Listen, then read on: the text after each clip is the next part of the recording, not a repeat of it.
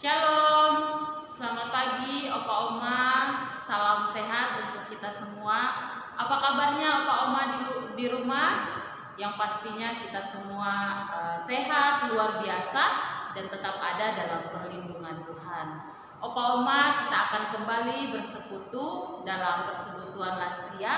Mari Opa Oma, sebelum kita memulai ibadah, kita bersaat teduh sejenak di hadapan Tuhan. Saat teduh dimulai.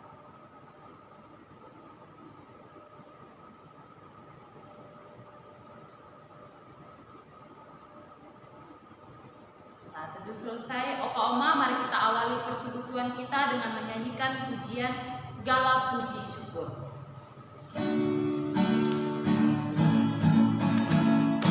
Segala puji syukur hanya bagimu Tuhan, selangkah yang layak dipuja. Kami mau bersorak, tinggikan nama-Mu.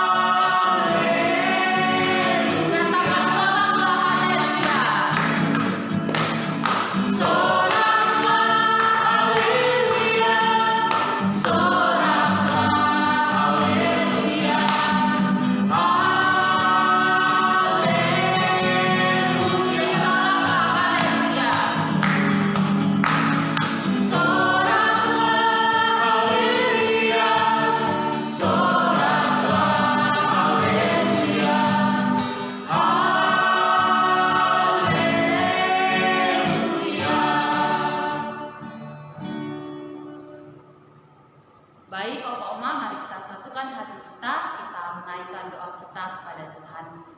Ya Allah yang baik yang bertahta dalam kerajaan sorga, kami menaikkan ungkapan syukur kami untuk kasih setia Tuhan yang tidak pernah berkesudahan di dalam kehidupan kami.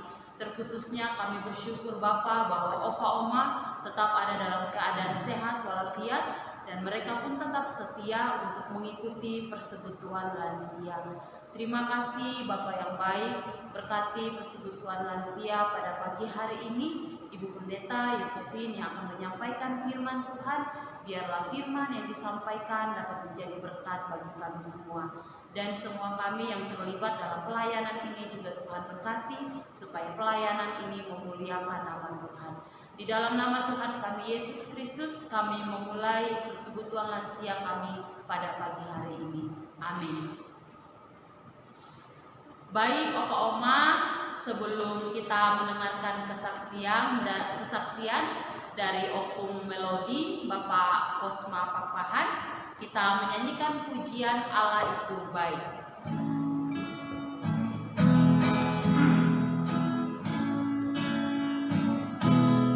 Allah itu baik, sungguh baik bagiku, ditujukannya kasih setianya. Dia menyediakan yang ku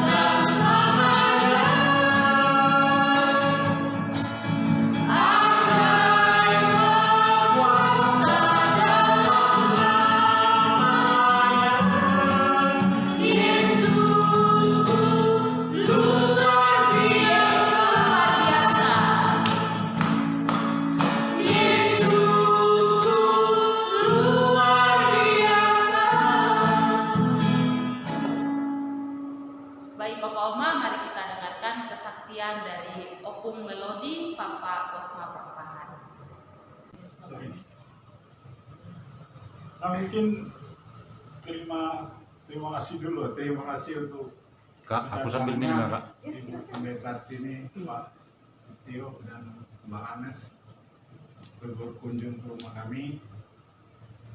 Nah, mengenai kesaksian, mungkin saya akan ceritakan bagaimana Tuhan membimbing, ya saya katakan membimbing lah dalam pengalaman hidup yang pernah saya jalani. Nah, itu tahun 2008.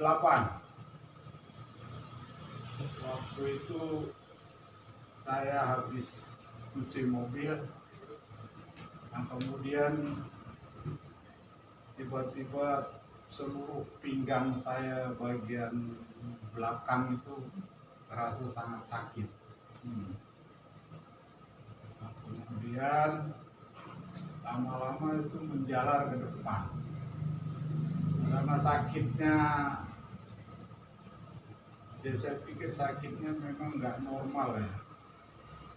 Terus saya ke rumah sakit perusahaan waktu itu ada di Bontang di Kalimantan.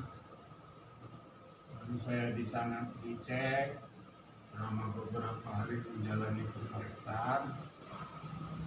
Kesimpulan mereka waktu itu katanya ada kayak pasir-pasir di ginjal.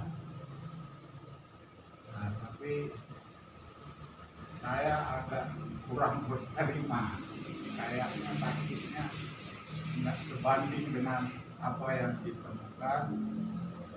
Nah, lalu akhirnya saya dikirim ke Jakarta, direferal ke Jakarta.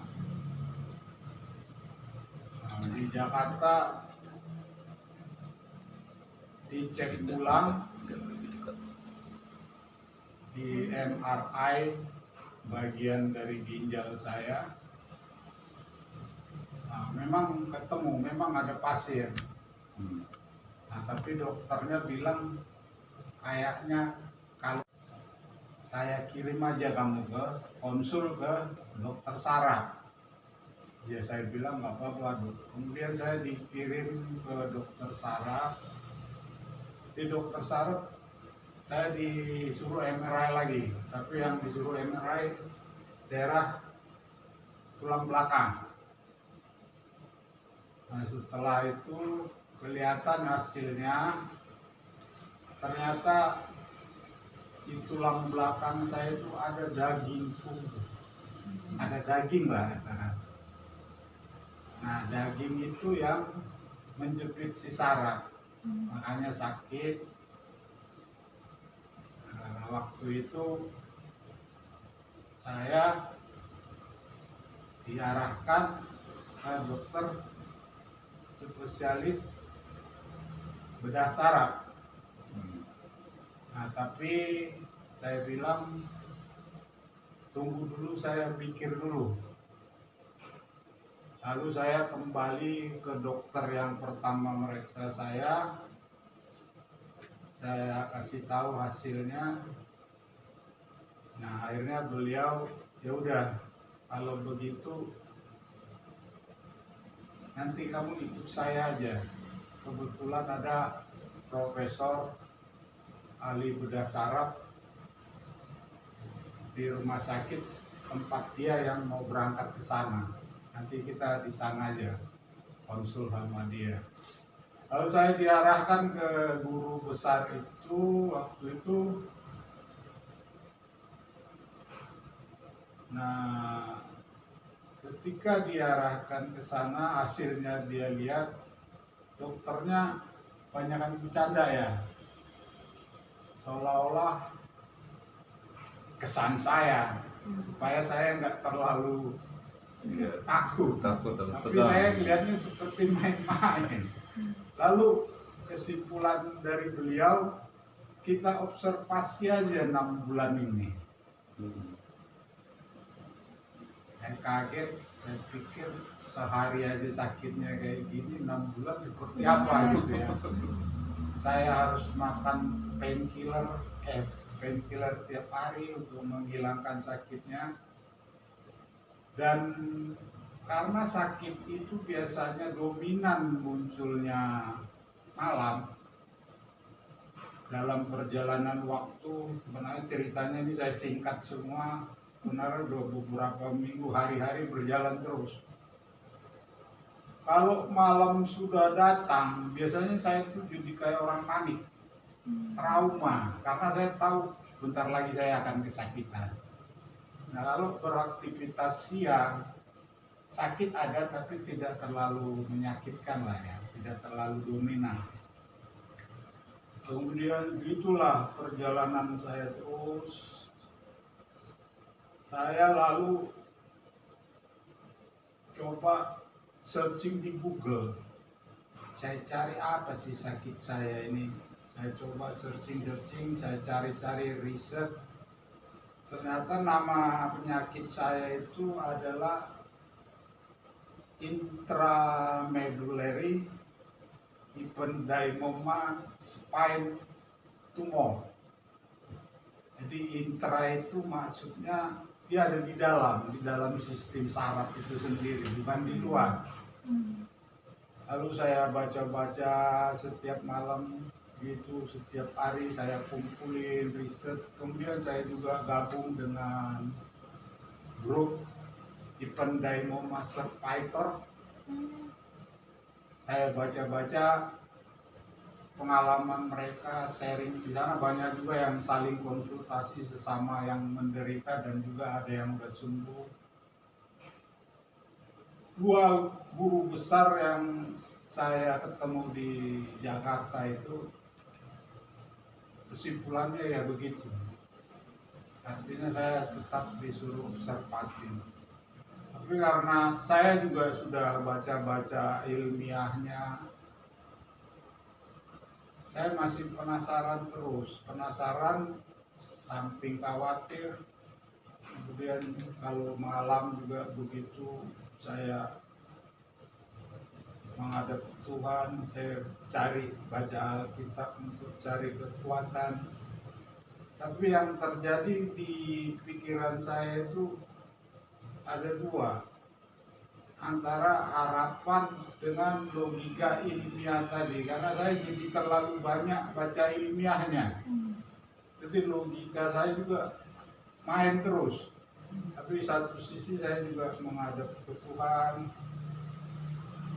Kemudian ya semua penyesalan itu datang karena saya juga tahu masa lalu saya juga penuh dosa. Saya mohon ampun ke Tuhan.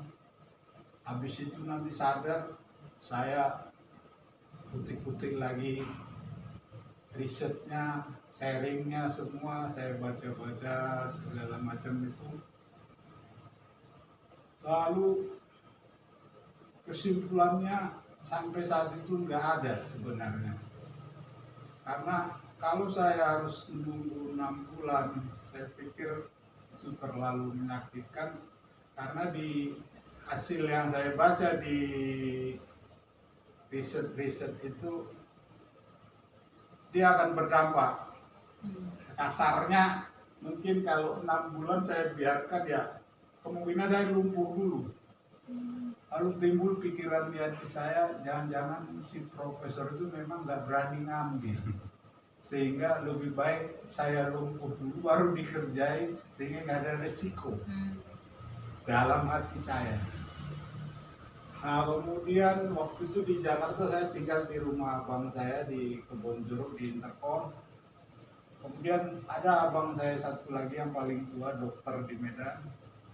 Beliau nelpon, udah pos, nama saya Posma kebetulan. Kamu ke Medan aja dulu. Akhirnya kita berangkat ke Medan ya waktu itu. Nah, di Medan saya diketemukan dengan seorang guru besar yang kelihatannya memang pernah melakukan riset terhadap jenis penyakit ini.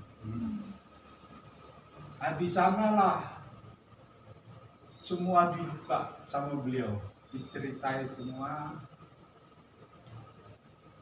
Lalu kesimpulannya yang menyakitkan. Singkat cerita, beliau bilang Pak Posma, kalau bapak saya operasi lalu nanti lumpuh, pasti bapak nyalain saya. Jadi saran saya, ya coba cari keluar aja lah, yang mungkin mereka teknologinya lebih tinggi, lebih bagus. Nah, waktu itu saya disarankannya ke Jepang. Nah, tapi dari semua perjalanan cerita itu saya baru nangkap semua, karena dia terbuka, semua disampaikan dengan terbuka, termasuk kesimpulannya tadi. Ya intinya beliau juga tidak berani ngambil penyakit itu, motongnya. Nah, itulah sebenarnya titik balik dari hidup saya dalam perjalanan tadi. Nah, ketika saya mendengar itu, kepala saya seperti dipalu godam. Tapi yang terjadi, saya bukan malah takut. Barulah pada titik itu semua berubah. Karena pada titik itulah saya mencapai titik pasrahannya. Akhirnya waktu itu saya bilang sama istri saya, kita siang ya konsultasi, kita langsung balik aja lagi ke Jakarta. Saya balik Jakarta, tapi dalam hati saya semuanya sudah longgar dalam konteks ada kepasrahan. Nah, lalu ada satu yang membuat saya pasrah pada saat itu. Walaupun dalam perjalanan hidup saya selama saya sakit-sakit itu beberapa minggu apa itu, sebenarnya saya juga itu setiap malam saya menghadap Tuhan, saya ceritakan semua, saya lihat dosa-dosa saya mohon ampun. Nah, pada titik tadi saya baru sadar, ternyata ada satu perbuatan saya yang paling sempurna di dunia ini. Sayalah orang yang sempurna dalam berbuat dosa. Nah, sehingga sejak itu kalau saya lihat orang, yang ada di hati saya, apapun dosa yang dilakukan orang itu, pasti saya pernah melakukannya. Sebesar apapun dosa orang itu, pasti lebih besar dosa saya. Itu yang selalu muncul di hati saya kalau saya ketemu siapapun, asal saya lihat, mau bentuk orangnya seperti apapun. Nah, kemudian Tuhan ngasih saya senjata sejak itu, yaitu Mazmur 23. Nah, singkat kata, kita balik ke Jakarta, kumpul lagi dengan keluarga di Jakarta, ditanya gimana hasilnya bos. Saya ceritakan semua. Kemudian waktu itu saya nangis. Saya katakan, karena ibu saya juga ada di situ waktu itu, saya sudah pasrah. Apapun yang terjadi akan saya jalani. Nah, sebelumnya yang jadi beban buat saya sebenarnya waktu itu, kalau saya lihat istri saya, kalau terjadi apa-apa sama saya tidak meninggalkan apa-apa. Karena waktu itu dari segi finansial juga saya, ya kita bilang kita tidak punya uang, tabungan ya ada sih ya, normal aja. Dan yang paling membuat saya takut waktu itu adalah rumah pun saya belum punya. Saya tinggal di rumah dinas selama kerja. Tapi itu tadi, setelah terjadi titik transformasi tadi, ya kalau semua kebimbangan itu datang, saya selalu mengucapkan Mazmur 23. Seolah-olah itulah senjata yang dikasih Tuhan ke saya. Pos ini senjatamu, pakai ini. Nah, kembali lagi ke pertemuan tadi. Setelah saya katakan saya pasrah, lalu abang saya yang ada juga di situ yang di kebun jeruk waktu itu, kamu jangan putus asa dulu. Kita coba ke Malaysia atau Singapura. Nah, singkat kata waktu itu akhirnya diputuskan ke Singapura. Kita berangkat ke Singapura, ketemu dokter di sana. Karena ilmiahnya saya sudah tahu, ditambah lagi tadi penjelasan dari guru besar yang di Medan. Ketika diskusi dengan dokter, udah saya nggak fokus lagi ke sana. Waktu itu pertanyaan dari abang saya langsung to the point aja, dok, probability-nya berapa persen tidak lumpuh? Tiba-tiba dokternya bilang hanya 5%. Dengar 5%, abang saya nggak ngomong apa-apa lagi. Udah dok, dischedule-kan aja. Lanjut. Itu abang saya ngomong dischedule-kan. Saya mikirnya lain. Uang saya dari mana? Karena di perusahaan tidak ada prosedur berobat ke luar negeri, adanya kan di dalam negeri. Tapi ya itu tadi, selalu Mazmur 23 itu yang menguatkan saya. Akhirnya saya tanya dok berapa kira-kira kasarannya aja dok. Lalu dokternya menyebutkan, abang saya sebenarnya prinsipnya dia sudah ngomong, udah kamu gak usah mikirin duit, gampang lah itu, dia udah ngasih ini ya. Tapi saya juga waktu setelah lihat biayanya agak mikir, tapi ya udah saya tenangkan hati saya. Kemudian kita setelah di schedule kita balik lagi ke Jakarta. Setelah balik ke Jakarta, dalam perjalanan hari-hari lagi, sebenarnya dalam perjalanan itu saya juga masih sering bolak-balik kita Bontang Jakarta ya, untuk ngurus macam-macam. Nah, waktu itu saya bilang saya mau menghadap direksi dulu, saya sampaikan ke keluarga, lalu saya menghadap direksi di Jakarta waktu itu. Saya ceritakan semua apa yang terjadi. Puji Tuhan, direksi ini dulu punya anak pernah menderita HNP, anaknya masih muda. HNP itu yang kalau orang bilang saraf kejepit, dan dioperasi dengan segala resikonya. Nah, sehingga begitu saya cerita ke beliau sangat paham ketakutan saya. Akhirnya beliau bilang, udah pos, ambil ketawa, kamu berangkat saja, gak usah pikirin yang lain, kamu fokus saja ke pemulihan kesehatan kamu. Saya bilang terima kasih Pak, dan berterima kasih juga ke Tuhan. Masalahnya saya mulai dikasih jalan. Itu akhirnya karena beritanya udah mulai keluar, beberapa teman juga udah sampai lah, udah mendengar gitu. Akhirnya juga saya banyak dapat support dari teman-teman,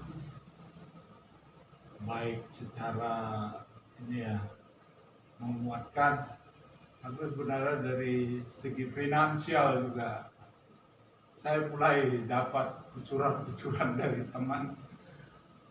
Akhirnya saya berangkat ke Singapura langsung masuk rumah sakit, lalu diambil tindakan. pada saat saya menjalani operasi itu tadi, saya tetap senjata saya Mazmur 23 semua. Pokoknya apapun yang ini saya pegang Mazmur 23. Lalu semua operasinya berjalan. Nah, setelah saya sadar, saya harus menjalani rehabilitasi medis, rehab medis lah ya. Nah, tapi yang benar-benar membuat saya waktu itu agak khawatir ketika saya bangun setelah keluar dari ICU. Ini kaki saya ini seperti tidak punya tulang semua, persis seperti kaki bayi. Nah, ibu, ini mama nangis tuh ya ngelihatnya. Karena ibu saya juga ikut ke Singapura, dia juga ikut, adik-adik kakak saya juga ikut. Karena dia lihat kaki saya lupuk jadi seperti itu, beliau juga nangis. Tapi dalam hati saya justru sebaliknya. Terima kasih Tuhan, saya boleh jadi anak bayi lagi. Maksud saya bayi secara fisik, tapi saya juga bayi secara rohani. Ajarin saya, bimbing ya Tuhan. 1 bulan saya di Singapura menjalani rehab medik sampai akhirnya bisa jalan. Kita kembali, sebelum kembali ke Jakarta, waktu itu dokternya nemuin saya beberapa setelah keluar dari ICU sebenarnya. Terus beliau bilang, "Pos, kamu gak usah khawatir, tumornya tumor jinak, benign tumor. Cuma tidak kita ambil semua." Saya hanya diam aja. Begitu beliau katakan tidak diambil semua, pikiran saya kembali ke bacaan riset-riset yang saya baca. Karena di riset itu ada yang menyatakan kalau itu nggak diambil, kalau diambil kurang dari 50%, itu nanti 4 tahun berikutnya akan terasa lagi kambuh lah gitu ya. Dalam hati saya terus langsung masuk 4 tahun, tapi saya tetap syukur ya udah 4 tahun ya apa-apa. Saya jalani, saya pikir. Itu akhirnya kita kembali ke Jakarta karena di kepala saya juga mengiang-ngiang perjalanan ini belum selesai. Saya tetap minta pimpinan Tuhan. Lalu waktu itu saya tanya istri saya, berapa uang kita cari rumah. So, berapa pun yang ada, yang penting kita harus punya rumah. Nah, waktu itu kebetulan dapat kapling di sini ada masih kosong ya waktu itu ya. Ada 1 Pak, ya udah saya beli. Kita angsur dalam 1 tahun. Karena ketika saya sakit, saya jadi kaya. Bahkan ada teman saya juga bekas instruktur saya sebenarnya di Amerika, waktu pelatihan di Amerika. Berita saya sakit di Singapura juga sampai ke beliau juga telepon saya waktu Singapura. Dia juga banyak kirim duit ke saya. Akhirnya ya udah kita beli tanahnya dulu. Begitulah Tuhan membimbing saya. Lalu benar tahun 2008 saya operasi, 2012 kambuh. Sakitnya datang lagi. Tapi itu tadi, sejak saya dapat senjata Mazmur 23 dari Tuhan itu, hampir, boleh dikatakan hampir, setiap malam itu saya ungkapkan dalam hati saya. Jadi Mazmur 23 ayat 1 sampai 6 itu saya hafal mati. Itu yang saya selalu ungkapkan kalau mau tidur. Udah 4 tahun berjalan, ambil lagi. Lalu abang saya, mungkin beliau juga karena tahu perjalanan saya, mungkin beliau juga searching waktu itu saya sakit itu, beliau bilang kita temuin Profesor Eka aja. Profesor Eka itu dokter ahli bedah saraf di Rumah Sakit Siloam. Dia prakteknya di Rumah Sakit Siloam Semanggi ya, dan di Kebonjeruk, di Karawaci. Ya, akhirnya abang saya datang dari Medan, saya temenin kamu. Saya ditemenin ketemu Profesor Eka. Waktu itu Profesor Eka bilang ya udah di MRI dulu. Di MRI beliau lihat hasilnya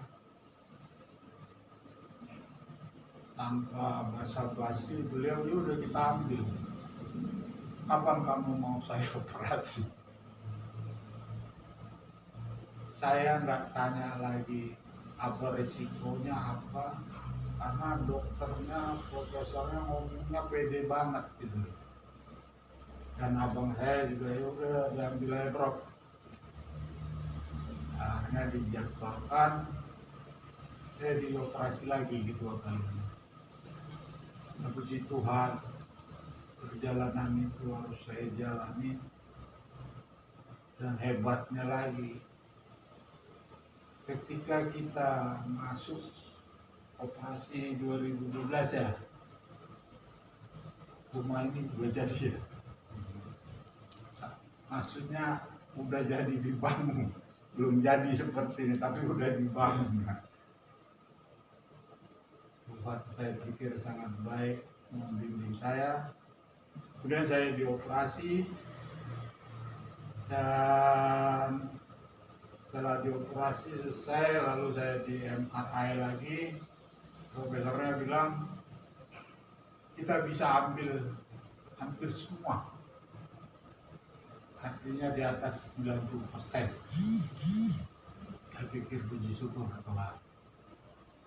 Lalu saya masih selalu kembali ke riset tadi, karena di situ banyak statistik probability 10 tahun.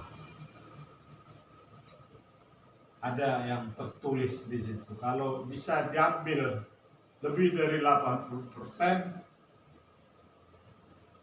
kemungkinan kambuh lagi 10 tahun, artinya 10 tahun lah umurnya. Ya udah apa-apa, udah cukup saya pikir. Lalu itu 2012. Kemudian dalam perjalanan kontrol, dan 2 tahun setelah itu, karena hampir tiap tahun saya harus kontrol. Lalu tahun kedua saya kontrol ke profesor di MRI lagi, kondisinya masih sama, tidak ada perubahan. Lalu profesornya bilang, Pak Posma, Anda harusnya bersyukur sama Tuhan. Karena umumnya ini kalau udah 2 tahun udah tumbuh lagi, tapi Anda punya ini masih bersih. Saya bilang terima kasih Prof, saya benar-benar bersyukur ke Tuhan. Dan puncaknya tahun kemarin itu terakhir saya kontrol, jadi dari 2012 ke 2019 dan tahun ke-7 saya kontrol di MRI lagi, hasilnya masih seperti yang dulu, tidak ada indikasi perubahan. Saya sangat berterima kasih sama Tuhan. Lalu dokternya bilang, udah Pak Posma kembali 5 tahun lagi aja. Jadi kesimpulannya itu, begitulah Tuhan membimbing saya dari seorang yang sempurna dalam berbuat dosa, orang yang selalu berlogika, nafsu ilmiahnya terlalu tinggi, lalu Tuhan mengajarkan saya semua dan mempersenjatai saya dengan Mazmur 23 tadi. Dan sebagai penutup saya akan bacakan Mazmur 23 itu. Tuhan adalah gembalaku, takkan kekurangan aku. Ia membaringkan aku di padang yang berhijau. Ia membimbing aku ke air yang tenang. Ia menyegarkan jiwaku. Ia menuntun aku di jalan yang benar oleh karena namanya. Sekalipun aku berjalan dalam lembah kekelaman, aku tidak takut bahaya, sebab Engkau besertaku. Gadamu dan tongkatmu, itulah yang menghibur aku. Engkau menyediakan hidangan bagiku di hadapan lawanku. Engkau mengurapi kepalaku dengan minyak, pialaku penuh melimpah. Kebajikan dan kemurahan belaka akan mengiringi aku sepanjang hidupku. Dan aku akan diam dalam rumah Tuhan sepanjang masa. Semoga Tuhan memberkati kita semua. Terima kasih. Tuhan adalah gembala kita.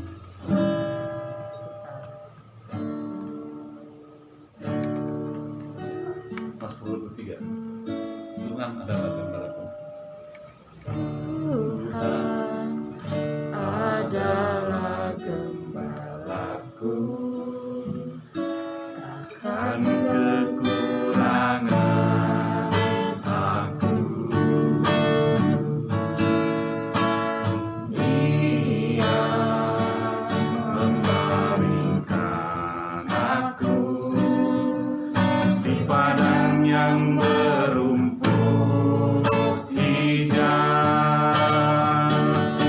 Dia membimbingku ke air yang tenang. Dia menyegarkan jiwaku. Dia menuntun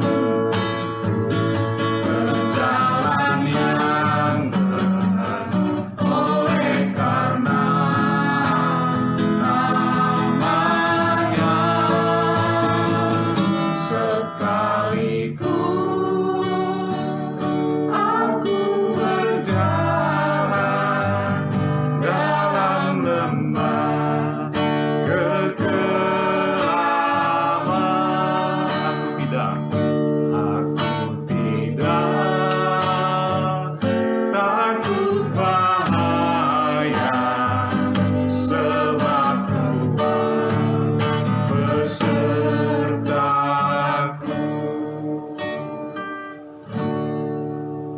Amin. Selamat pagi Oma dan Opa. Hari ini kita berjumpa lagi di dalam kebaktian online untuk kaum lansia dari POUK Citra Grand. Kita bersyukur saat ini kita masih terus diberikan kekuatan dan kesehatan, dibimbing oleh Tuhan untuk terus dapat mensyukuri hidup yang terus Tuhan berikan bagi kita. Sebelum kita membaca firman Tuhan, mari kita berdoa.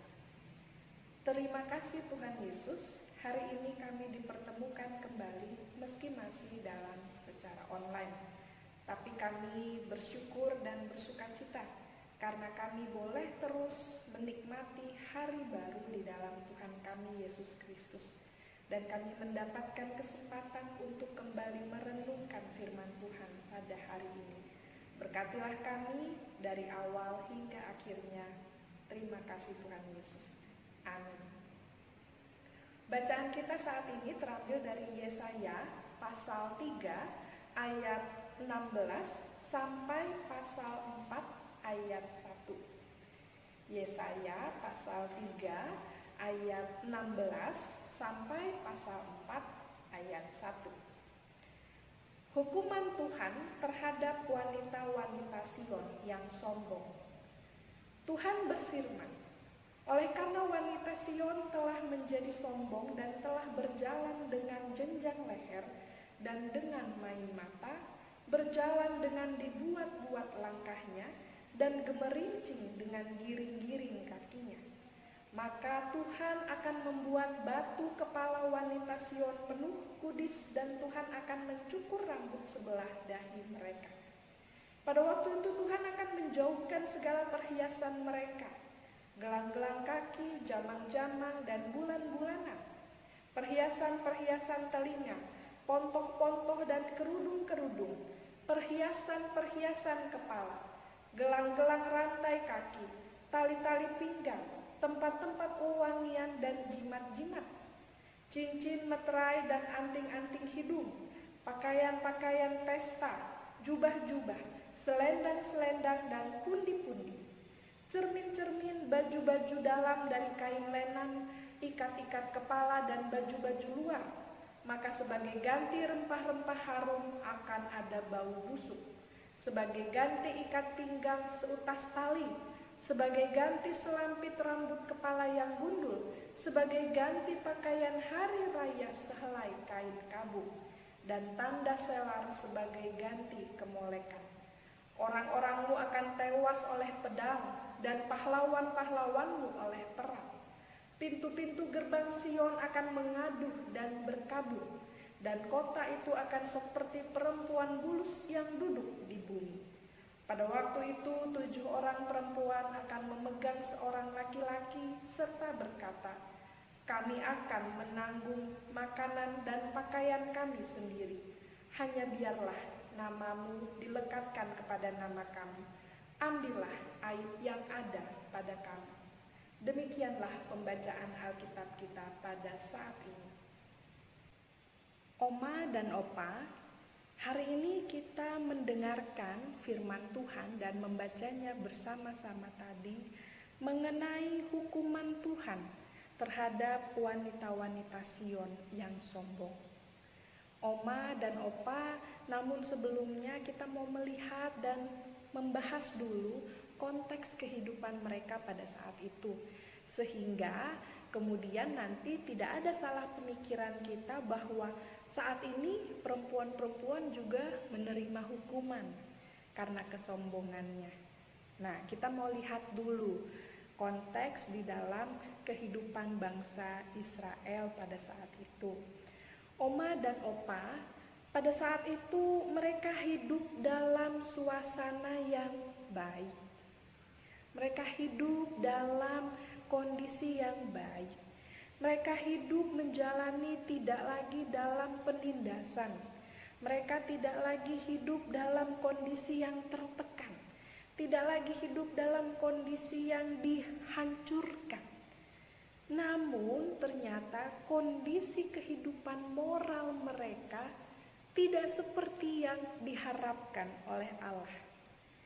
Dalam bacaan kita diperlihatkan bagaimana wanita-wanita Sion pada saat itu hanya lebih mementingkan penampilan mereka. Yang penting adalah bagaimana dia terlihat anggun, bagaimana dia terlihat cantik, bagaimana dia wangi ketika dia bepergian keluar rumah, atau bagaimana dia dipandang elok oleh orang lain. Tetapi di dalam pribadi mereka, mereka tidak mencerminkan kecantikan itu sendiri. Mereka berlaku yang tidak baik terhadap sesamanya mereka. Justru mereka menindas teman, saudara, sebangsa sendiri.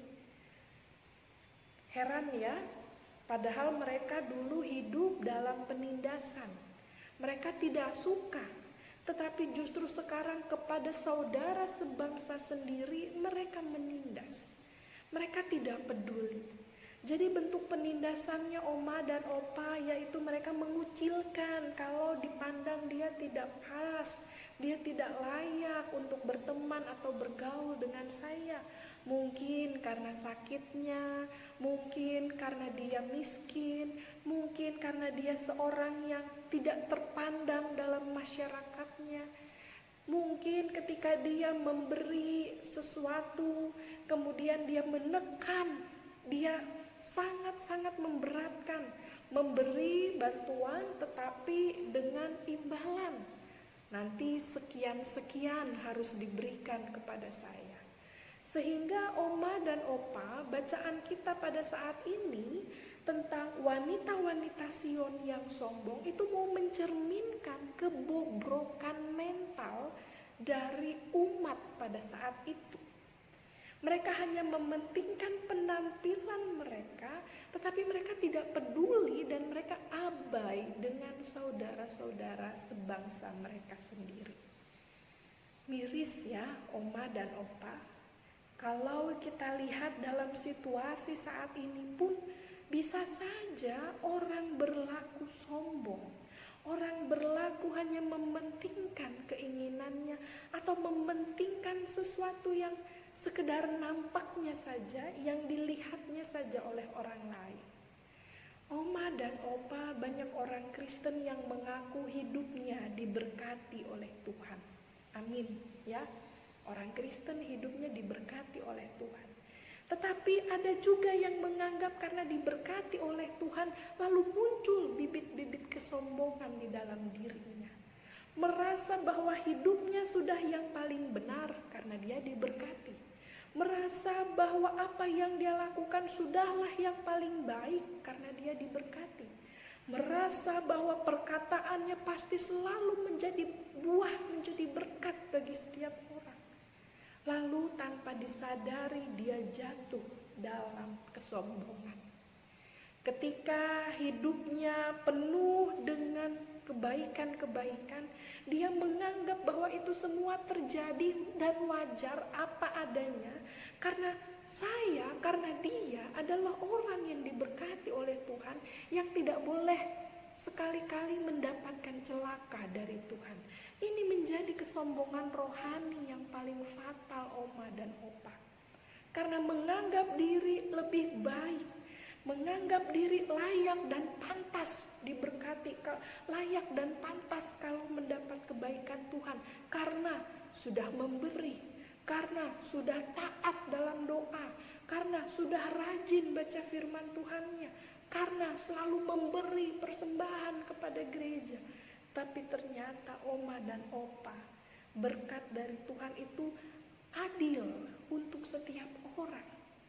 Yang Tuhan inginkan adalah kita anak-anaknya menempatkan diri dalam kerendahan hati, bukan kesombongan.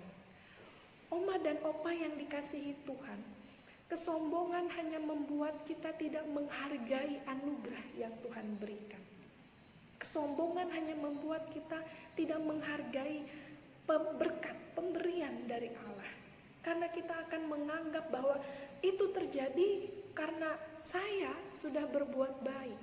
Itu terjadi atau saya mendapatkan hadiah, saya mendapatkan anugerah karena memang saya sudah berhasil dan sukses di dalam hidup saya. Maka dia abai bahwa anugerah dan berkat itu hanyalah semata-mata pemberian Tuhan. Kesombongan akan menghapus semua kebaikan yang sudah kita lakukan. Orang tidak akan lagi mengingat kebaikan-kebaikan karena yang diingat hanyalah buah-buah kesombongan. Seorang yang sombong hanya membuat dirinya tidak dihargai dan juga membuat dirinya tidak bisa menghargai orang lain. Kalau dibayangkan dalam sebuah tim kerjasama dengan orang-orang lain, dia akan menganggap bahwa hanya dirinya yang bisa dan mampu. Kalau bukan dia yang melakukan, mustahil semua ini akan tercapai. Itu salah satu bentuk kesombongan. Dan kesombongan hanya membuat dirinya tidak mampu untuk bersyukur atas pemberian Tuhan. Kenapa? Karena dia akan selalu membanding-bandingkan. Aku lebih hebat, dia tidak hebat. Aku lebih baik, dia tidak baik. Dan akhirnya sulit untuk bersyukur karena segala sesuatunya hanya dilihat sebagai sebuah bentuk kesombongan. Oma dan opa, hati-hati ketika kita menjalani hari demi hari. Ada banyak hal yang bisa membuat kita menjadi sombong. Kerohanian kita, prestasi yang kita miliki, pengetahuan, materi, bahkan kehidupan masa lalu kita, itu semua bisa menjadi bibit-bibit kesombongan. Tapi yang perlu kita ingat bersama adalah saya, oma, opa, kita semua ada sampai hari ini, sampai detik ini, itu semua adalah karena anugerah Tuhan. Jangan sampai kita bernasib seperti yang diceritakan dalam bacaan kita. Ketika wanita-wanita Sion yang sombong itu kemudian dihabiskan, dihilangkan segala apa yang mereka terima pada saat itu. Diganti dengan hal-hal, dengan peristiwa yang tidak menyenangkan kembali. Jangan sampai kesombongan kita menjatuhkan kita dan membuat kita terpuruk dalam dosa dan kesalahan. Datang pada Tuhan dengan kerendahan hati dan ucaplah syukur atas segala pemberian anugerah Tuhan di dalam hidup kita. Itulah salah satu cara untuk kita dapat hidup dengan rendah hati di dalam Tuhan Yesus Kristus. Terpujilah nama Tuhan. Amin. Oma dan opa, mari kita satu hati di dalam doa. Tuhan yang Maha Pengasih, kami bersyukur kami boleh mengikuti ibadah online pada pagi hari ini. Kami bersyukur untuk setiap firman Tuhan yang boleh kami dengarkan. Dan kami juga memohon penyertaan Tuhan agar firman yang kami dengar dapat kami lakukan di dalam kehidupan kami. Dan apa yang sudah kami dengar saat ini dapat terus berbuah di dalam kehidupan kami. Kami berdoa untuk kehidupan jemaat POK Citra Grand. Kami berdoa untuk anak-anak kami dalam sekolah online mereka, untuk mereka yang terus bekerja baik di luar rumah maupun bekerja dari dalam rumah. Untuk setiap cucu, menantu anak-anak kami dari para oma dan opa, kiranya mereka senantiasa diberikan kekuatan dan kesehatan, dilancarkan dalam setiap usaha dan aktivitas mereka. Kami juga berdoa agar opa dan oma senantiasa dalam keadaan baik dan sehat. Kami rindu untuk berjumpa kembali, namun dalam situasi saat ini kami mengurungkan niat kami saat ini untuk saling menjaga, saling menolong satu dengan yang lain. Biarlah di dalam doa dan persekutuan kami saat ini, kami boleh semakin dikuatkan, kami boleh saling mendoakan saudara-saudara seiman kami. Tuhan, kami berdoa juga bagi pemulihan bangsa dan negara kami, agar senantiasa dapat kembali menjalani aktivitasnya dengan baik dan normal kembali. Kami berdoa untuk setiap upaya-upaya pemerintah agar diberkati dan boleh membawa hasil yang baik. Bahkan para masyarakat pun dapat terus mendukung dan menggunakan, menerapkan protokol kesehatan di dalam hidup mereka. Untuk para tim medis yang terus berjuang dan berusaha, kiranya Tuhan juga menyertai kehidupan mereka senantiasa. Tuhan yang Maha Pengasih, di dalam doa yang kami panjatkan kepadamu, hanyalah ungkapan syukur kami atas seluruh berkat dan anugerah yang Tuhan berikan. Kami akhiri doa ini seperti yang Kau ajarkan. Bapa kami yang ada di surga, dikuduskanlah namamu, datanglah kerajaan-Mu, jadilah kehendak-Mu, berilah kami pada hari ini makanan kami yang secukupnya, ampunilah akan kesalahan kami, seperti kami juga mengampuni yang bersalah kepada kami. Janganlah bawa kami dalam pencobaan, lepaskanlah kami dari yang jahat, karena Engkau yang punya kerajaan dan kuasa dan kemuliaan sampai selama-lamanya. Amin. Baik Opa Oma, sekarang tiba saatnya kita akan mempersembahkan korban syukur kepada Tuhan. Marilah kita memberikan persembahan kita dengan berlandaskan firman Tuhan dari Roma 12 ayatnya yang pertama. Karena itu, saudara-saudara, demi kemurahan Allah, aku menasihatkan kamu supaya kamu mempersembahkan tubuhmu sebagai persembahan yang hidup, yang kudus dan yang berkenan kepada Allah. Itu adalah ibadah yang sejati. Untuk mengiringi persembahan kita dalam persekutuan pagi hari ini, kita nyanyikan pujian Sungguh Ku Bangga Bapa.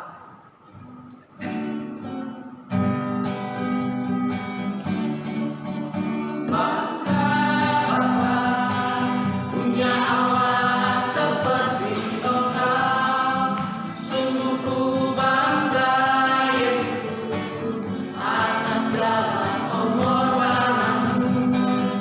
Tak ingin aku hidup lepas dari kasih-Mu. Kasih-Mu menyelamatkan dan beriku pengharap. Kini ku persembahkan Kini ku persembahkan apa yang aku miliki. Memang tiada berarti bila dibanding dengan kasih-Mu. Namun ku ingin memberi dengan sukacita di hati. Karena ku tahu ini menyenangkan hati-Mu.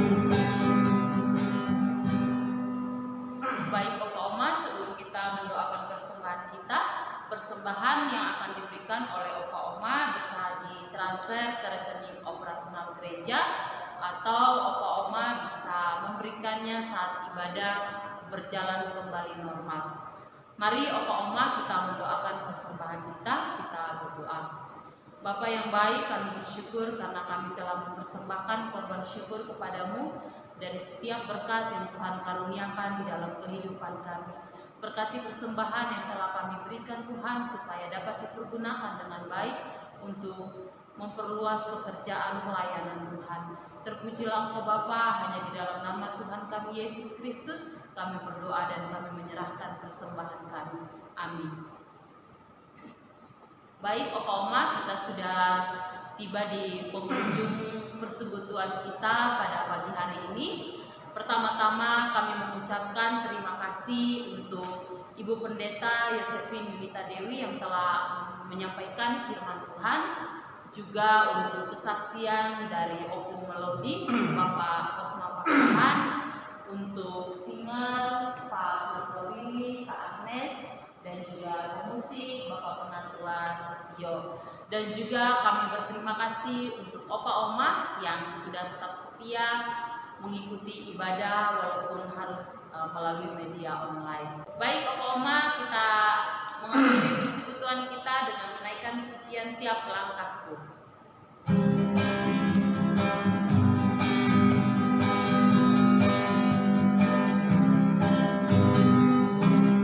Langkahku diatur oleh Tuhan, dan tangan kasih-Nya memimpinku Di tengah gelombang, di tengah gelombang dunia